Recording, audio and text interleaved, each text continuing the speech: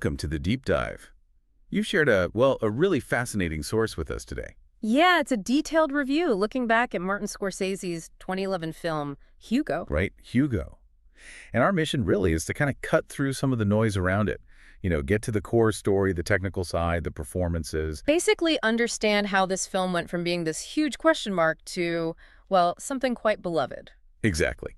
So if you're looking for a quick way to grasp why Scorsese, the director of, Goodfellas and The Departed, suddenly did a 3D children's book adaptation, this deep dive is definitely for you. And that's really the perfect starting point, isn't it? The shock factor. For sure. I mean, you hear Martin Scorsese and you immediately think intense crime dramas, gritty realism, raging bull. Yeah. So him announcing, my next film is based on a children's novel. Okay. Oh, and it's in 3D. Well, the source confirms that definitely raised some eyebrows in the film world. A lot of eyebrows. Serious eyebrows, it sounds like. Not just curiosity, but maybe real skepticism. Oh, absolutely. The guy who practically defined a certain kind of cinematic realism suddenly diving into fantasy and using what many people back then still saw as a bit of a gimmick. 3D. Right. 3D wasn't always seen the way it is now. Not at all. So the big question hanging over it was, is this going to be some kind of late career triumph or, as the source puts it rather dramatically, a serious misstep? Huge risk involved then. Enormous, especially with that 3D element, which could easily have felt tacked on or cheap. Okay, but then the film itself. Yeah. It sounds like this story quickly grounds things. We've got the main character, Hugo.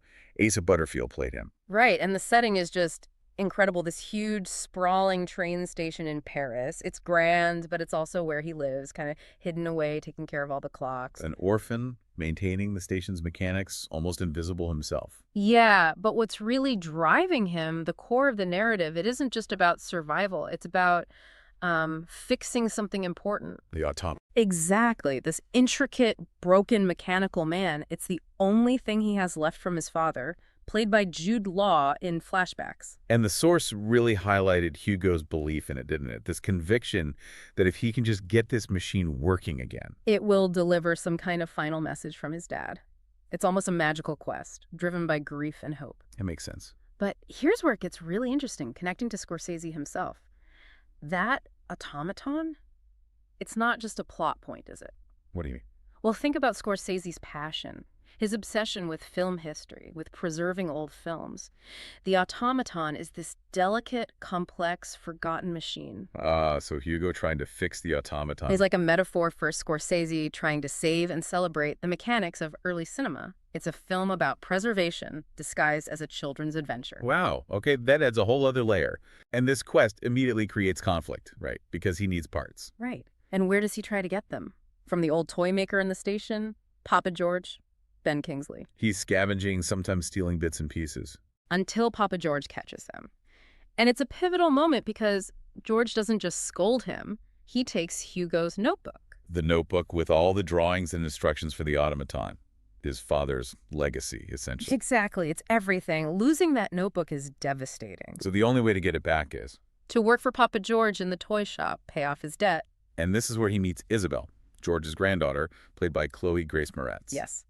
And their friendship becomes the key. The source actually says Isabelle literally holds the key to a successful outcome. It's quite specific. So what starts as Hugo just trying to get his notebook back Turns into this shared adventure, this mystery they unravel together, which ultimately unlocks Papa George's own hidden past and helps Hugo complete his mission. It all ties together. Okay, so we've set at this narrative and the initial, skepticism around the whole project. But the source suggests the execution, particularly the technical side, was where Scorsese really silenced the doubters. Absolutely. Let's talk about that 3D, because that was the big gamble. Yeah, what did the review say? How did he make it work? Well, the main thing, the source stresses this, is that the 3D works very well here. And the reason is it wasn't used for cheap tricks. No plop-out effects. No. It was designed to complement and enhance the scene. Think depth. Think immersion. He used it to draw you into the world, into the frame. So more like creating a richer, deeper image rather than just throwing things at the audience, kind of like classic deep focus. but with modern tech. That's a great way to put it. A technical homage, almost. And another technical point the source mentions is the lighting. Ah, yes. It said something about avoiding the usual problems with 3D. Right. It removes the usual light loss issues that often accompany a 3D film. Basically, 3D glasses can dim the picture, but Scorsese and a cinematographer made sure the lighting was excellent so everything remained clear, vibrant, and detailed. The visuals could really shine. And the proof that this worked, this immersive quality. There's that great anecdote in the review about the screening. Oh yeah, at the Glasgow Film Theatre. A historic place. The reviewer saw it at a Saturday morning kids screening. Which you'd expect to be noisy, maybe chaotic. Exactly. But the observation was that this normally boisterous audience were totally silent and absorbed for all of the 2-hour runtime. Wow. 2 hours? For a kid's audience? That's incredible. It really is. That silence tells you everything about how captivating the film was visually and narratively. They were completely drawn in. That says more than almost any critical praise could, doesn't it? It really does. And you feel that immersion right from the start. The source highlights the opening sequence. Describe that for us. It's described as fantastic continuous shot. It travels through snowy Paris, swoops into the train station, moves along the platform onto the main concourse. And then finds Hugo. Yes, it rests on the giant station clock and then reveals Hugo's face looking out from inside it. It's this grand, sweeping introduction that uses the 3D depth perfectly to establish the world and the character's place within it. A real statement. Okay, so technically brilliant, but spectacle needs substance. What about the acting? The source seemed positive there too. Very positive. It notes the overall quality of acting is very high, which, I mean, you often expect with Scorsese. Even in the smaller roles. Especially in the smaller roles. That's a key point.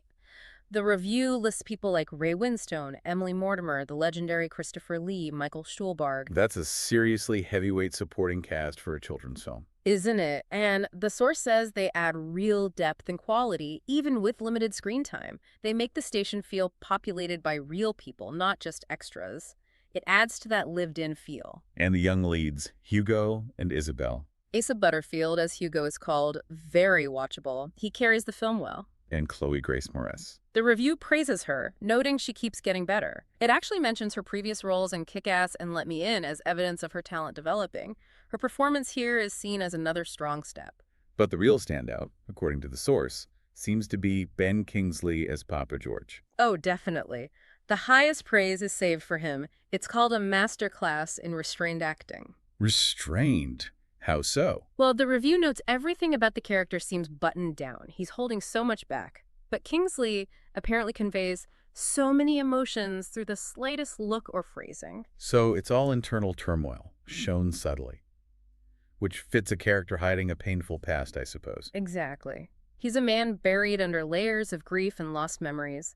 And Kingsley shows that without big, dramatic outbursts, the restraint is the performance. Does that kind of restraint work in a film aimed partly at kids? Does it create enough interest? The implication is yes, absolutely, because his withdrawal, his sadness, creates this wall. Hugo, with his desperate need to fix the automaton, this machine linked to George's hidden past, has to push against that wall. Kingsley's quiet intensity creates the tension. That makes sense. It's an emotional obstacle course for Hugo. Precisely. And just before we move on from the cast, there was that amusing little comment. Ah, yes, about Sacha Baron Cohen as the station inspector. The source says he isn't annoying in this. A rare treat. Huh. Yeah, which, given some of his other roles, is quite the compliment. Seems like everyone brought their A game. It really sounds like it. So let's tie this all together. The source's final takeaway.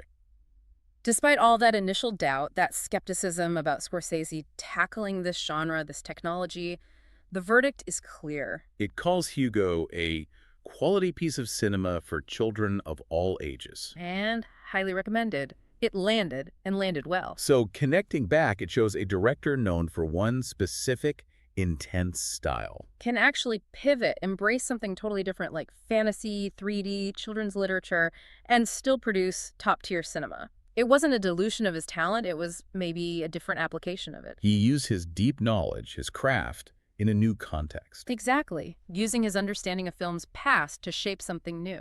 So, thinking about you, the listener, who came here maybe wondering about this strange genre shift, what's the bigger picture here? Well, the source specifically mentions Scorsese using his passion for film history to make original films. And we talked about the automaton, right? Right. That intricate machine with a hidden message inside. Yeah. So maybe when a filmmaker with that deep love for cinema history steps outside their usual zone, the film they make, maybe it's less about exploring, say, the children's film genre itself. Then more about. More about celebrating the actual mechanics and the magic of filmmaking, using the new form as a way to talk about the old love. Like, the film itself becomes an automaton, carrying a hidden message about cinema. Huh. The film as the automaton. Yeah. It makes you wonder, doesn't it? How often do great artists use these surprising shifts not to abandon their core interests, but maybe to sneak them past us, to deliver their passion for the craft, the history, the mechanics of it all inside a different kind of package for a new audience? That's a really interesting thought, something to definitely consider next time you see a favorite director try something totally unexpected.